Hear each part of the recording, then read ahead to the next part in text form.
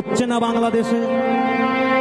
হ্যাঁ, কট্টরপন্থীরা যেখানে মাত্র 8% হিন্দু, যাকে যেখানে দেখছে জাবর কাটার মতো পেটাচ্ছে, জাবর কাটা। মা বোনেদেরকে দেখতে পাচ্ছে, ঘর থেকে হিড় হিড় করে টেনে আনছে, আর আপনারা এখানে বসে বসে চুপচাপ তামাশা দেখছে। কে করবে? সরকার? না না, যে সরকারকে দেখা যায় শুধুমাত্র ভোটের আগে, যেই নেতারা ভোটের আগে মাইক্রোফোন ধরে ভাষণ দিতে ভালোবাসে, সেই নেতারা কোনোদিন বেরিয়ে আসবে না। এই তো টিভিতে এত মিডিয়া, তো কটা নেতা বেরিয়েছে বলুন তো? কটা নেতা রুখে দাঁড়িয়েছে যে অত্যাচার আমাদের হিন্দু ভাইদের উপর হচ্ছে? বাংলাদেশের ইসকনের প্রধান যিনি সভাপতি ছিলেন চিন্ময় প্রভু, তাকে আজকে জেলে বন্দি করেছে। কেন? যদি ইসকন বাংলাদেশে রয়ে যায়, হিন্দু ধর্মটা আস্তে আস্তে গ্রাস মানে পুরোটাকে ছেয়ে ফেলবে। যেটা ওরা সহ্য করতে পারছে না, তার থেকে একে বের করে দাও। আর আমরা ঘরে আছি, ঘরে বসে খাচ্ছি, দাচ্ছি, ঘুমাচ্ছি, আমাদের কোনো চিন্তা নেই। আরে মানুষের তো দুদিনের তো জীবন। কোনোদিন ভেবে দেখেছেন আপনি যদি চলে যান আগামীকাল সকালে বেলা, আপনার যে বাড়ির মেয়েটা আজকে 16-17 বছর বয়স, সে যে স্কুল কলেজে যায়, আদৌ বাড়িতে সে সুস্থভাবে ফিরতে পারবে কিনা? কোনোদিন ভেবে দেখেছেন? এখন সংগঠিত হন, রুখে দাঁড়ান তাদের বিরুদ্ধে। তুমি যদি আমাকে একটা মারতে আসো, তোমাকে 10টা মারার জন্য আমরা তৈরি হয়ে আছি। ধর্ম রক্ষিতি রক্ষিতাহা, স্বয়ং ভগবান শ্রীকৃষ্ণ বলেছেন। সনাতন ধর্ম মানে এই নয় যে তুমি শুধু সহ্য করো, শুধু সহ্য করলেই হবে না। স্বয়ং কৃষ্ণ পর্যন্ত যেখানে যেমন সেখানে তেমন বেশ ধারণ করেছিলেন। পিতামহ ভীষ্ম যখন বড্ড বাড়াবাড়ি শুরু করেছিলেন, নিজেই চক্র হাতে তুলে নিয়েছিলেন কুরুক্ষেত্রের মাটিতে।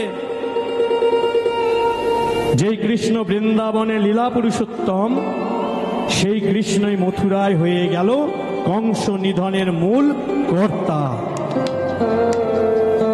তারই শিক্ষা দেওয়া। শুধু আমি ধর্মকে ভালোবাসি, আমি ধর্মকে ভালোবাসি, আমি সনাতন ধর্মের, আমি বৈষ্ণব, আমি বলতে পারি না, না, এভাবে হবে না। প্রয়োজনে আমাদেরকে লাঠি নিয়েও দাঁড়াতে হবে। প্রয়োজনে এই বাড়ির ছেলেগুলোকেও শেখাতে হবে, ভাই তোরা বেরো, এই চল হরিনামে চল, যা মন্দিরে যা। ভগবানকে চেনাতে হবে, ভগবানের মহিমা এদের কানে পৌঁছে দিতে হবে, ভগবানের মাহাত্ম্যকে নিজের বুকের মধ্যে বসিয়ে দিতে হবে, যেমন ভাবে বসিয়েছে আজকে যার লীলা শুনবো। আজকে যে ভক্তের কথা আমরা শুনবো, জগন্নাথ ধাম আমরা অনেকে গেছি, সেখানে গিয়ে ভগবানকে ঠুটো দেখি, হাত নেই, পা নেই। কিন্তু আজকে এমনই এক ভগবানের কথা শুনবো, যে ভগবান শুধু আমাদের জন্যে নিজের হাত পাটা নেই বলে নয়, সেই ভক্তের জন্য নিজের সারা দেহটাকে পর্যন্ত লুকিয়ে রাখলেন। দেখবেন ভারতবর্ষের আপনি বিশ্বের যে প্রান্তেই যান না কেন, যখনই কোনো মন্দির দর্শন করতে যাবেন, সেখানে দেখবেন আমার ভগবান কোথাও একা দাঁড়িয়ে আছে বাঁশি হাতে নিয়ে, কোথাও বামে শ্রীমতী রাধারানী হেলে আছে, কোথাও গৌরহরি আমার হাত তুলে আছে, কোথাও আবার আশীর্বাদ করছে। ভগবানের মূর্তি দেখা যায়, তাই না? কিন্তু আজকে এমনই এক ভগবানের কথা শুনবো, যেখানে ভগবান সেই ভক্তের জন্য নিজের সিংহাসনটাও পর্যন্ত ছেড়ে দিল।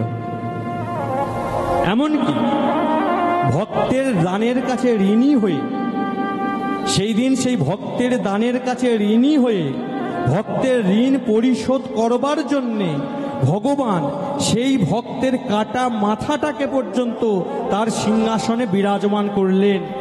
কথা দিয়েছিলেন, যতদিন এই জগৎ সংসার থাকবে, চন্দ্র সূর্য থাকবে, এই সিংহাসনে আমি ততদিন বসবো না, ততদিন আমার পরিবর্তে তোর এই কাটা মাথা পৃথিবীর মাটিতে পূজিত হবে। তবে সেই ভগবানকে, সেই ভক্তের কথা জানতে গেলে আমাদেরকে এই বাংলার মাটিতে পড়ে থাকলে হবে না, আমাদেরকে যেতে হবে ভারতবর্ষেরই পশ্চিম প্রান্তে একটা রাজ্য আছে, যে রাজ্যের নাম রাজস্থান। ওই রাজস্থানেরই একটা শহর যার নাম জয়পুর, আর জয়পুরেরই কাছে খাঁটো নামে একটা জায়গা আছে। খাঁটো, ভালো করে শুনে নিন, খাঁটো নামে একটা জায়গা আছে। ওই খাঁটো নামক জায়গায় গেলে দেখতে পাবেন ভগবানের এক ভব্য মন্দির, যেখানে ভগবান নিজে বিরাজমান নন, তার পরিবর্তে ওই ভগবানের সিংহাসন বিরাজ করে বসে আছে এক ভক্তের কাটা মাথা। এমনকি ভগবান শ্রীকৃষ্ণের কতগুলি নাম? 108টা। সেই ছোটবেলা থেকে পড়ে আসছি শ্রীকৃষ্ণের অষ্টতর শত নাম, তাই তো? কিন্তু এই ভক্তের জন্য ভগবান নিজের এই 108টা নামকে পর্যন্ত পরিত্যাগ করলেন। ওই ভক্তের জন্যে একটা নতুন নামে পৃথিবীর মাটিতে আজও পর্যন্ত বিরাজমান, যেই ভগবানের নাম হলো খাটুশ্যাম ভগবান। খাটুশ্যামজির নাম শুনেছেন কেউ? খাটুশ্যামজি, দাদা ভাইরা শুনেছে কেউ খাটুশ্যাম ভগবান? অনেকে শোনেননি, অনেকে শুনেছেন। আজকে আমরা সেটাই জানতে পারবো, কে এই খাটুশ্যামজি, কেনই বা ভগবান ভক্তদের দেওয়া 108টা নামকে পরিত্যাগ করলে, কি এমন ঘটনা ঘটেছিল সেদিন যার জন্যে ওই ভক্তের কাটা মাথা ভগবান নিজের সিংহাসনে বিরাজমান করলেন, যার দ্বারা নিজে পূজা পাচ্ছে। আজকে এতগুলো বিষয় জানতে পারবো, আর ভগবানকে কিভাবে ডাকলে ভগবানকে সহজে পাওয়া যায় সেটাও জানতে পারবো। আজকে আলোচনার বিষয়বস্তু খাটুশ্যামজির আবির্ভাব রহস্য। আজকের লীলার বিষয়বস্তু খাটুশ্যামজির আবির্ভাব রহস্য। তবে সেই লীলা আস্বাদন করতে গেলে আমাদেরকে একটু মহাভারতের পৃষ্ঠাটা উল্টাতে হবে। মহাভারতের 18টা দিনের কুরুক্ষেত্রের যুদ্ধের কথা আমরা জানি। আজকে আমরা কুরুক্ষেত্রের যুদ্ধ পর্যন্ত যাব না, ঠিক তার আগে মহামানী দুর্যোধন মামা শকুনির কথায় একসময় একটা যদুগৃহ নির্মাণ করেছিলেন না? একটা যদুগৃহ নির্মাণ করেছিলেন কেন? না পঞ্চ পাণ্ডবকে পুড়িয়ে মারার জন্য। আজকে লীলাটা আমরা এখান থেকে শুরু করব, আর মিলন করব গিয়ে ওই কুরুক্ষেত্রের প্রান্তরে। তাই সবাই মিলে আর একবার প্রেমিশে বলবো, খাটুশ্যাম ভগবান কি জয়টা ঠিক মতো হলো না, একটু দমে গেল। রাত হয়ে যাচ্ছে বলে নাকি? হ্যাঁ, ভালো লাগছে? জোরসে হবে, প্রেমসে হবে, সবাই মিলে হবে। খাটুশ্যাম ভগবান কি, বাঁকে বিহারী লাল কি, শ্রীমতী রাধা ঠাকুরানী কি, জয় জয় শ্রী রাধেশ্যাম। যুগে যুগে তুমি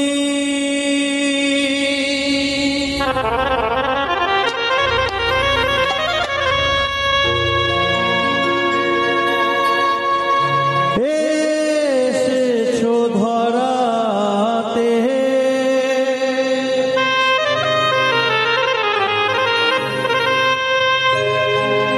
রাখিতে ভক্তের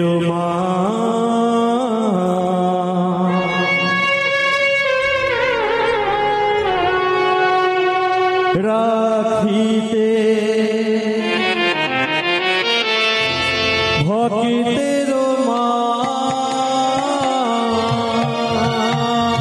যুগে যুগে তুমি এসেছো ধরাতে, রাখিতে ভক্তের রাখিতে ভক্তের যুগে যুগে তুমি এসেছো ধরাতে, রাখিতে ভক্তের রাখিতে ভক্তের যুগে যুগে তুমি এসেছো ধরাতে, রাখিতে ভক্তের রাখিতে ভক্তের আমি যে অভাগা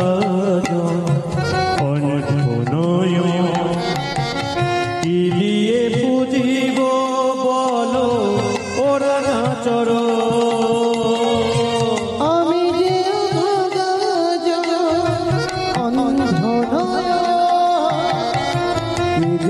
বুঝিব বলো ওরা চর আমি যে অভাগা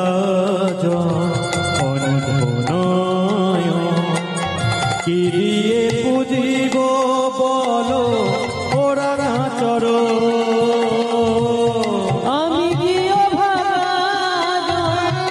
অন্ধ নয় কি দিয়ে বুঝিব বলো ওরা চর সাজিয়ে ফুলের ডালি কত না দেখেছি আমি সাজিয়ে ফুলের ডালি কত না দেখেছি আমি সাজিয়ে ফুলের ডালি কত না দেখেছি আমি সাজিয়ে ফুলের ডাল কত না দেখেছি আমি কৃপা করো গো প্রভু তুমি নারায়ণ যুগে যুগে তুমি এসেছো ধরাতে রাখিতে ভক্তের রাখিতে ভক্তের আমার প্রভু গো রাখিতে ভক্তের মহা আমার প্রভু গো রাখিতে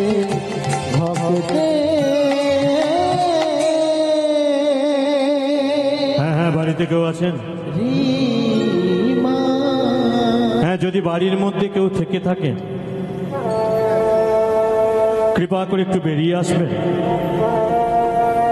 আমরা অসহায়, ক্ষুধায় তৃষ্ণায় আমাদের সারা দেহটা জর্জরিত।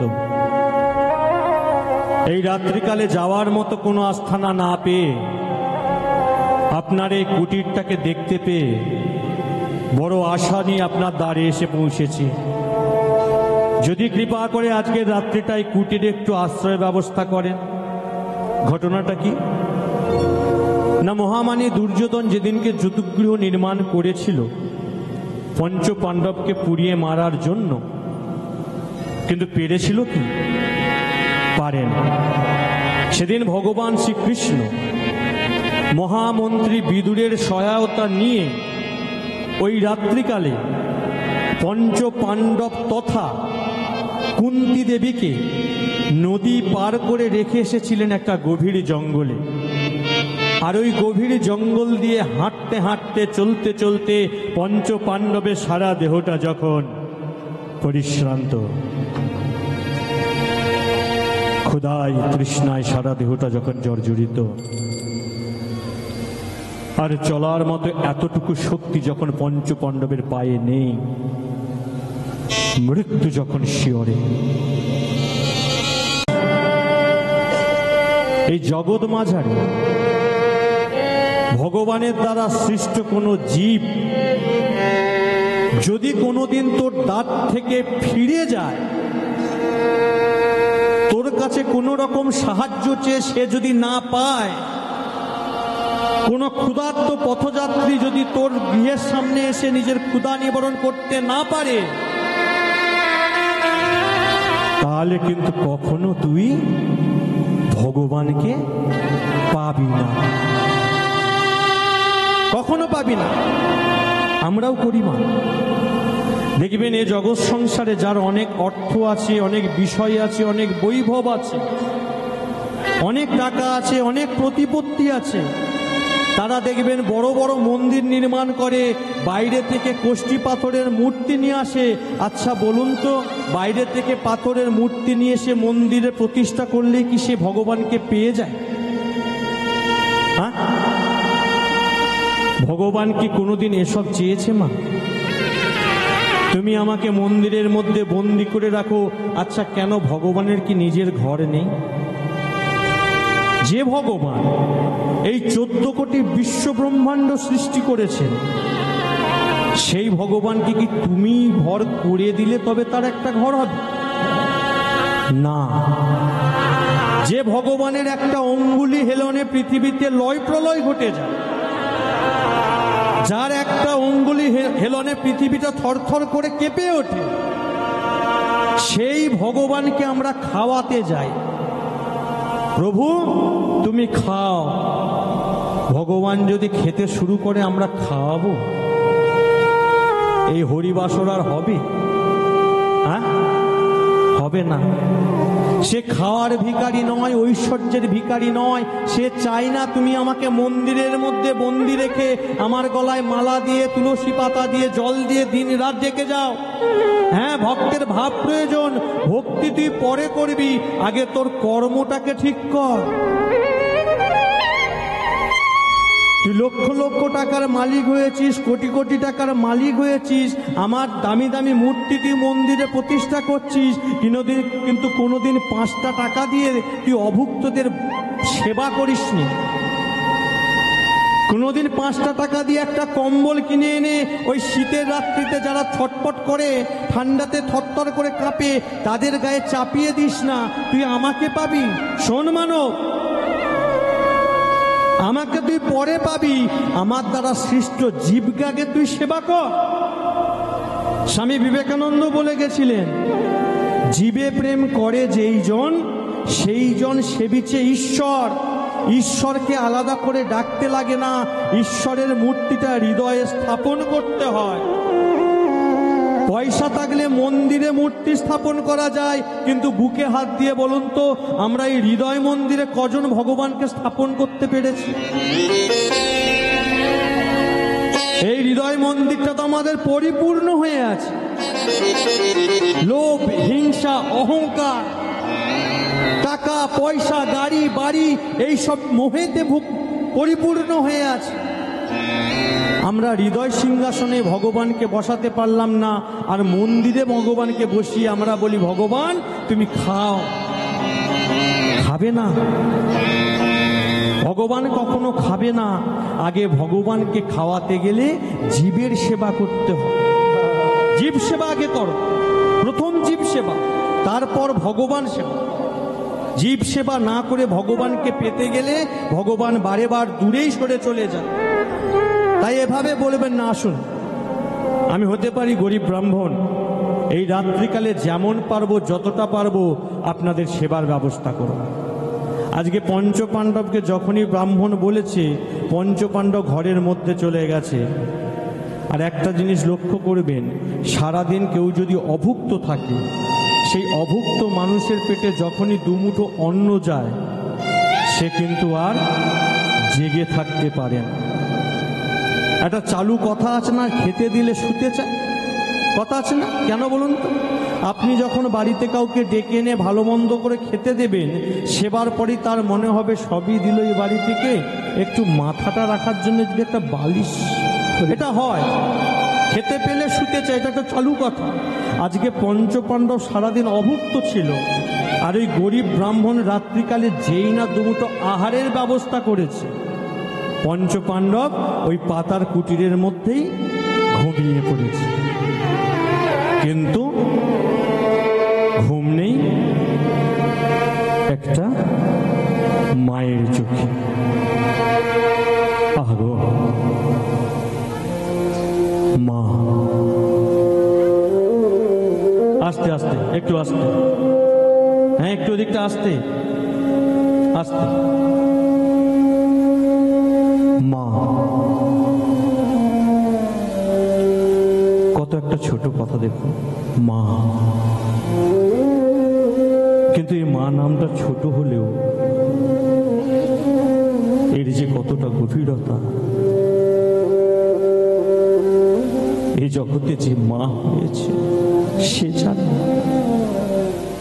আর সারা জীবন ধরে যে মন্দিরে মন্দিরে মাথা ঠুকে যাচ্ছে একটা সন্তানের জন্য, সে জানে। মা, জগৎ সংসারে তুমি সমস্ত কিছু ঋণ শোধ করলেও মায়ের ঋণ কখনো শোধ করা যায় না।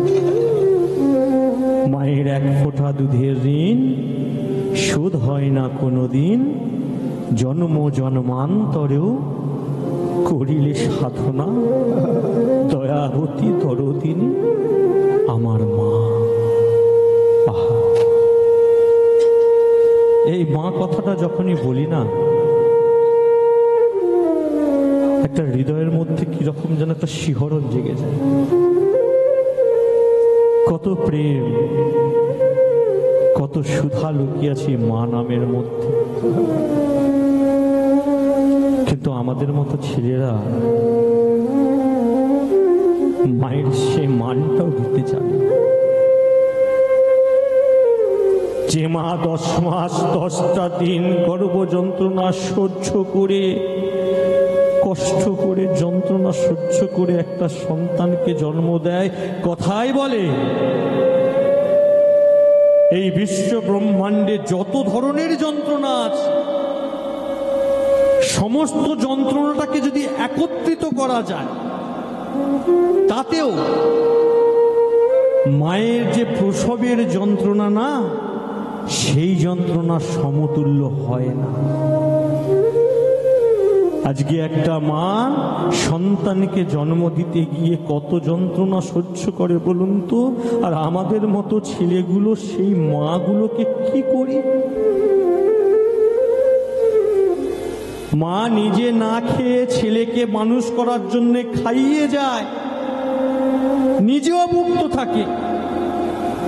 সেই ছেলেটা আস্তে আস্তে আস্তে আস্তে বড় হয়ে মেয়েকে বিয়ে করে, বাড়ি করে, গাড়ি করে, মাটাকে রেখে দেয় কোথায় না, চিলে কোঠায়। অনেক বাড়িতে দেখবেন ছেলে করেছে 3 তলা 4 তলা 5 তলা বাড়ি, সেই মাকে গিয়ে জিজ্ঞাসা করবেন তো, আচ্ছা মা, তোমার ছেলে তো 4 তলা বাড়ি করেছে, তুমি কোথায় থাকো? কেন গো? ওই সিঁড়ি ঘরের নিচে। সিঁড়ি ঘরের নিচে মায়ের ঠাঁই হয়। ভালো ঘর, আমি অন্য কারো মায়ের কথা বলবো না, কেন এসে যায়, আমি আমার মায়ের কথা বলি।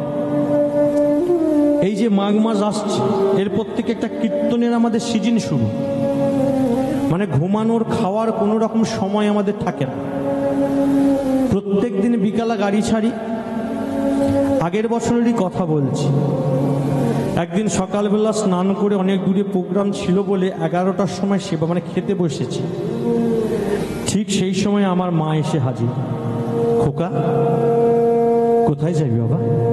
আমি বলছি মা কেন? আমি কীর্তন। বলছে কীর্তনে তো তুই প্রত্যেক দিন বিকালে বেরোস, আজকে এত সকাল? না মা, জানো তো আমার না কীর্তনটা অনেক দূরে আছে।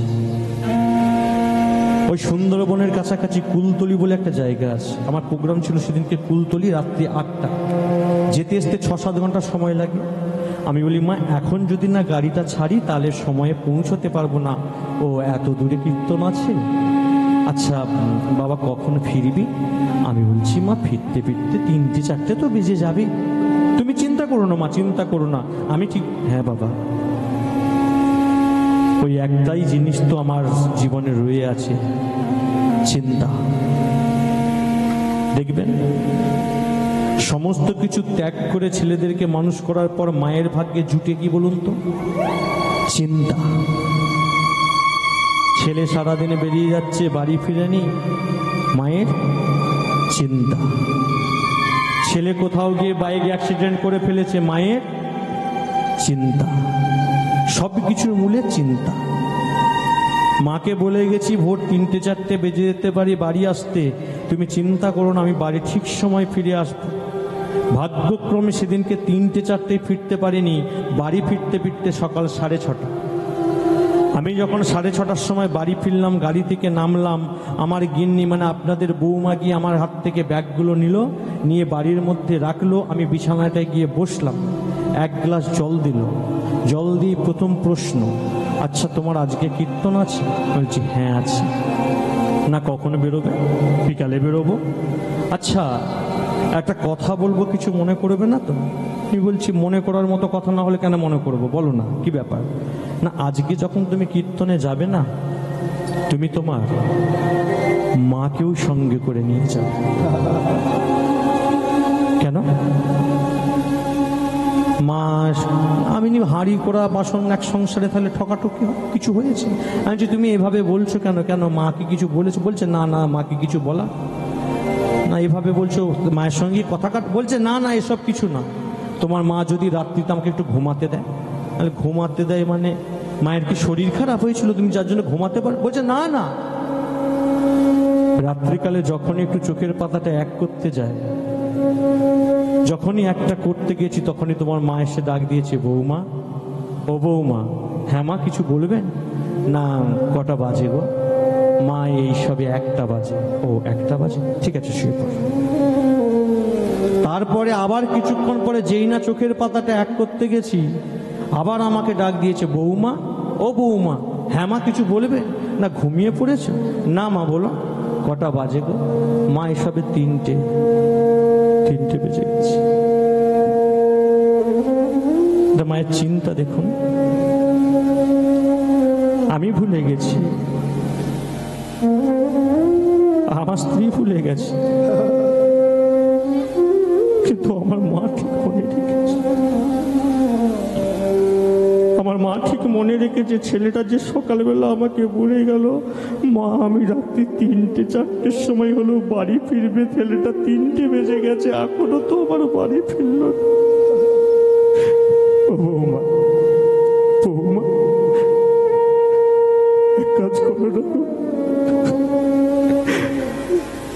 একবার আমার ছেলেটাকে ফোন করবে। আমার না মনটা মানছে না গো, আমার মনের ভিতরে কেমন হচ্ছে। ছেলেটা আমার যাওয়ার সময় বলে গেল ভোরবেলা বাড়ি ফিরবে, এখনো পর্যন্ত ফিরল না। এখন গো গাড়ি ঘোড়া নিয়ে যাই, কোথায় আটকে আছে, কি করছে। আমার স্ত্রী ঘুমাচ্ছে, কিন্তু তার চিন্তা নাই। কিন্তু আমার মা দেখো, মা গো, আমি কীর্তন আসলে তো বুক চাপড়ে চাপড়ে বলি, ভগবান তোমাকে আসতে হবে না, না তোমার দরকার নেই। কিন্তু এই পৃথিবীর মাঝে আমি যখনই আসব, এই পৃথিবীর মাঝে তুমি আমাকে যখনই জন্ম দেবে, আমি যেন এই মায়ের গর্ভ থেকেই জন্ম নিই। এই মায়ের গর্ভ পাবো না মা, পাবো না। যারা মায়ের মরমও বোঝে না, যারা মায়ের ভালোবাসা বোঝে না, তারা কি করে ভালোবাসবে? ভালোবাসতে পারবে না। মায়ের এক ফোঁটা দুধের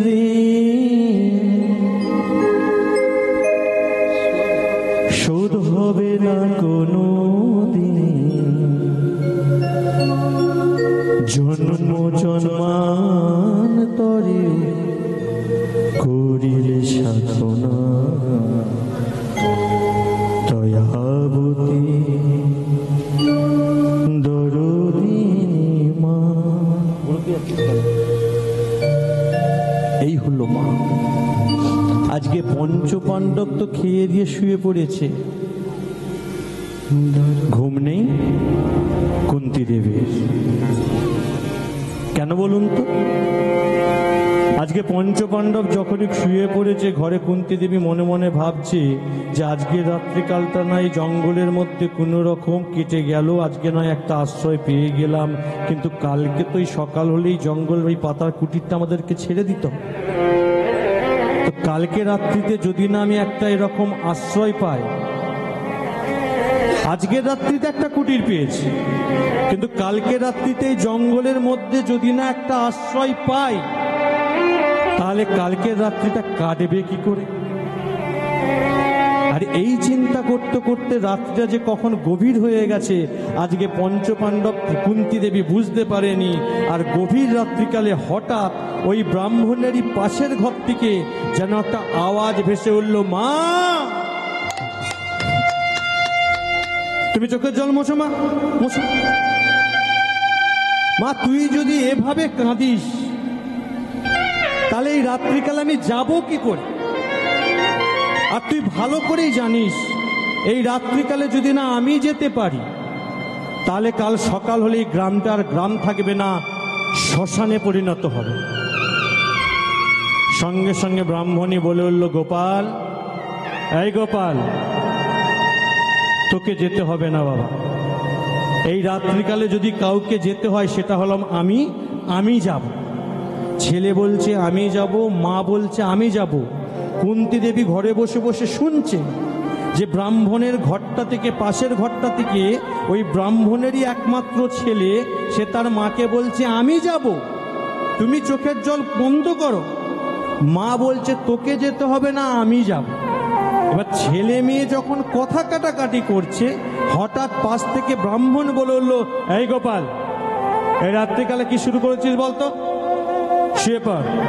এই ব্রাহ্মণী, তুমি শুয়ে পড়ো। এই রাত্রিকালে তোমাদের কাউকে কোথাও যেতে হবে না। এই রাত্রিকালে যদি যেতে হয় আমি যাব। ছেলে বলে আমি যাব, মা বলে আমি যাব, বাবা বলে আমি যাব। কুন্তী দেবী পাশের ঘর থেকে মনে মনে ভাবছে, এদের ঘরে হলোটা কি? হ্যাঁ, এদের ঘরে হলোটা কি? এই মাঝরাত্রিতে এদের বাড়ি থেকে যাবেই বা বলছে কোথায়? আমাকে জানতে হবে। এই বলে ধীরপির করে বিছানা থেকে উঠে ব্রাহ্মণকে ডাক দিয়েছে, ব্রাহ্মণ, ব্রাহ্মণ, আচ্ছা ব্রাহ্মণ, বলতে পারো বেশ কিছুক্ষণ ধরে তোমার ঘর থেকে একটা আমি কথা শুনতে পাচ্ছি, কখনো তোমার ছেলে বলছে সে যাবে, কখনো তোমার স্ত্রী বলছে সে যাবে, কখনো তুমি বলছো তুমি যাবে। আচ্ছা তোমরা যাবেটা কোথায়? পালেন। যেই নাই প্রশ্ন করেছে সঙ্গে সঙ্গে ব্রাহ্মণ বলছেন, শুনুন মা জননী, আপনারা বেঁচে থাকার তাগিদে যে গ্রামের কাছে এসেছেন না, যে পাতার কুটিরে এসেছেন না, এই গ্রামে একটা ভয়ঙ্কর দৈত্য বাস করে। যেই দৈত্যের নাম হলো হিড়িম্ব। ভালো করে শুনে নিন, আমি জিজ্ঞাসা করবো পরে। আপনারা বেঁচে থাকার তাগিদে যে গ্রামে এসেছেন একটু আশ্রয়ের জন্যে, আপনাদের বোধহয় জানা নাই এই গ্রামে একটা ভয়ঙ্কর, এই জঙ্গলে একটা ভয়ঙ্কর দৈত্য বাস করে।